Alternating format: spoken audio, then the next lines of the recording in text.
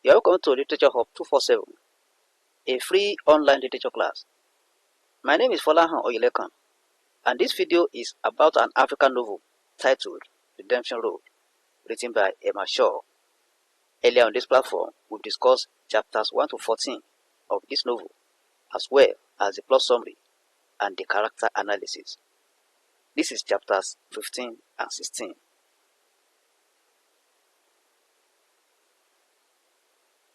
In chapter 14, we discuss the dinner organized by Kafin for Bendu.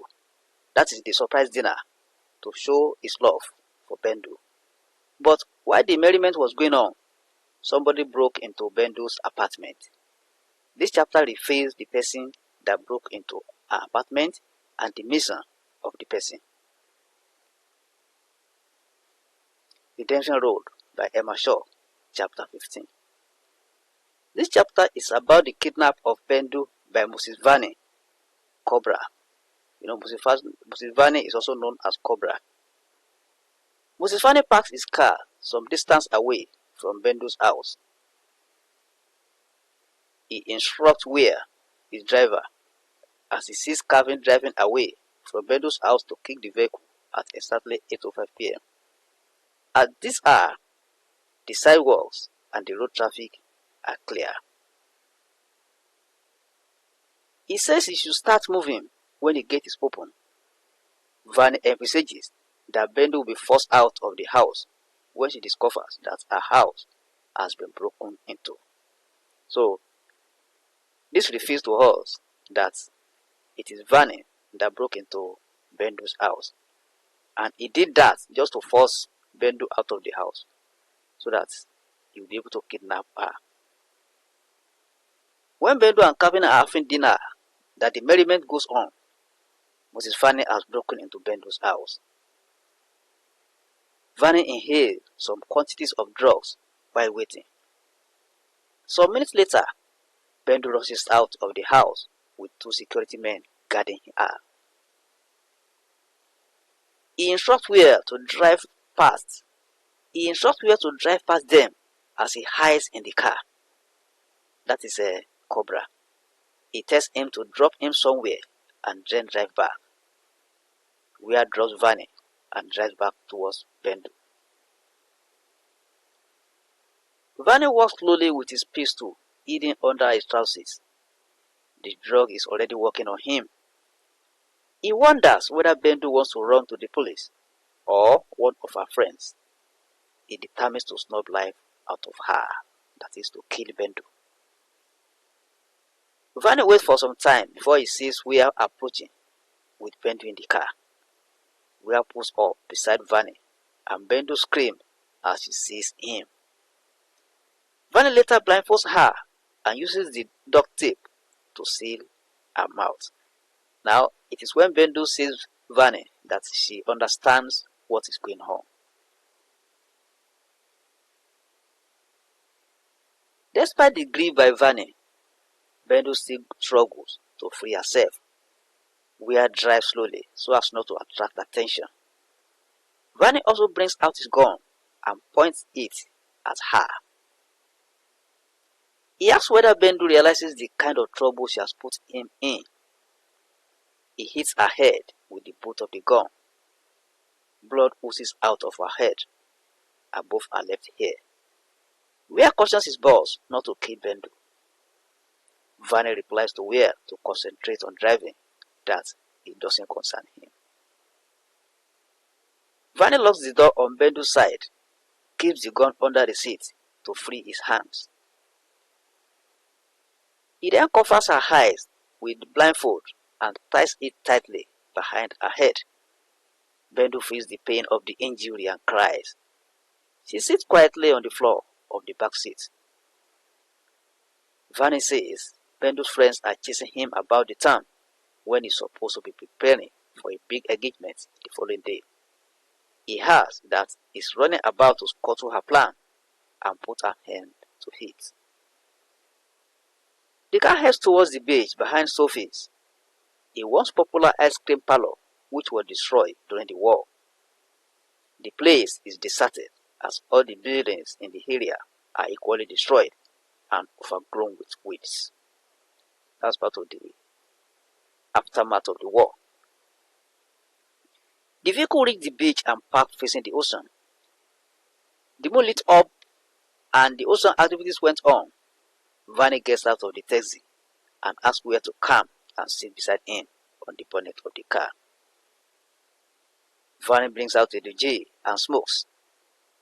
He tells Vanny about his old friend who lives in the black rock in the water. He later passes the joint to Wea, who rejects it and says that type of smoking is not good. Wea rejects it and says that the type of smoking is not good. He says he doesn't want to be involved in any bad things again as the war ends. He wants to engage in farming or learn a trade. That is Wea's driver. Vanny's driver, Wea. Wea advises Vanny not to waste time as anyone living around might see them. Vanny then tells Wea to bring Bendu out. The blindfold is already soaked with blood when Wea brings out Bendu to face Vanny.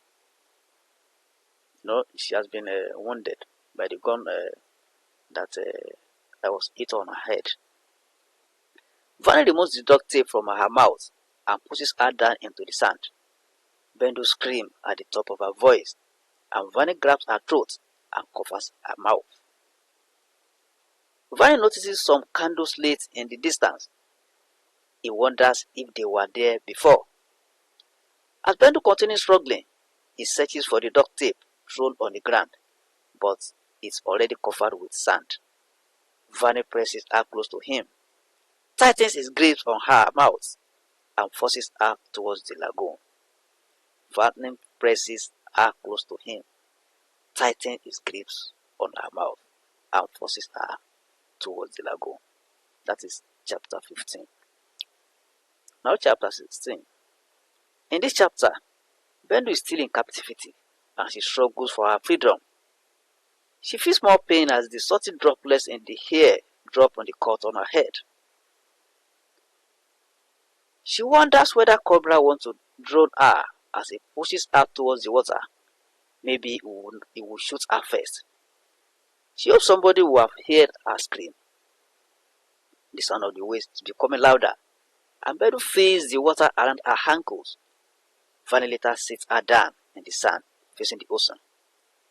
Vanny is breathing hard and wants Bendu not to scream again.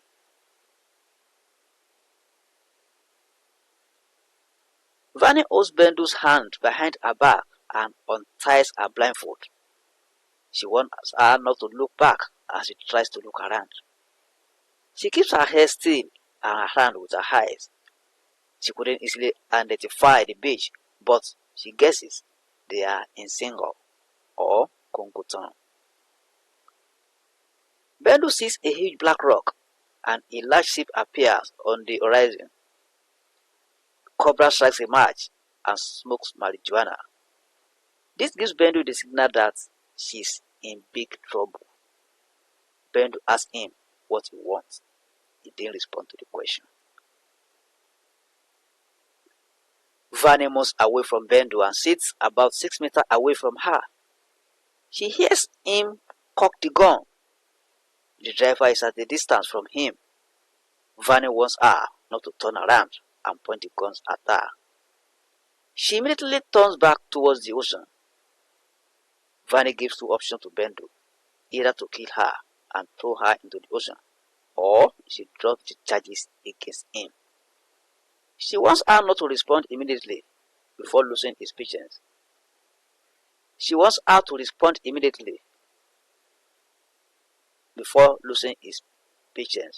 So she gave two options to Bendu, that is either he kill her or Bendu drops the charges against him. The charges he puts against Vanny. So those are the two options given to Bendu. And she now said that she should respond immediately. So she wants her to respond immediately before losing his patience. Bendu replies that Vanny messed up her whole life. The latter seeks more explanation on the allegation. Bendu reminds him that he is the one who gave her to Samson. that is her wartime husband. Vani replies that he could have killed her in the first instance.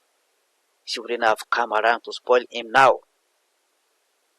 He explains further that he is also haunted like Bendu of his past.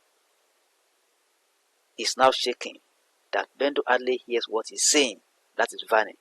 He's shaking. His voice is also shaking. He says he didn't want to go to the bush again, that he studied business administration and hopes to be a labor lawyer someday. He adds that he doesn't want to be a fighter or a killer. Bendu asks if he will kill her now. He replies in the affirmative and says if he kills her, nothing will happen. He says that no one is innocent, that he gave her to one of his fighters and she's still alive. He also tells Bendu that he's not responsible for whatever Samson did to her. He says it's not to pay the price of the victims of the war. Bendu then accuses him of killing the innocent people. Vani smiles and smokes the Duje. He then says Bendu is also culpable of the offense. He reminds her of her involvement in the said crime. Bendu responds that he made her do it. Vani says she will have refused, and Bendu replies that he will have killed her. Vani concludes that what makes them all crazy. Bendu turns her back at him now, as she needs to think reasonably. A big wave rushes towards her, and she tries to stand up and get out of the way. Vani forces her back and threatens to shoot her. Another stronger wave comes towards her again and wets her whole body. The waves keep on pushing her further into the water. She looks back panicking and sees that Vani points the gun at her. He shouts at Bendu whether he killed somebody she knew. She replies that Vani took cousin Orlando and he killed the person in her. That is, Vani took cousin Orlando and also Vani killed the person in her, that is in Bendu. Vani says they all deserve it and takes the last drag on his Duje and throws the boat on the wet sand. Vani asks her if he can press charges against her for what she did the day she left the camp. That's the day the Bendu left the camp.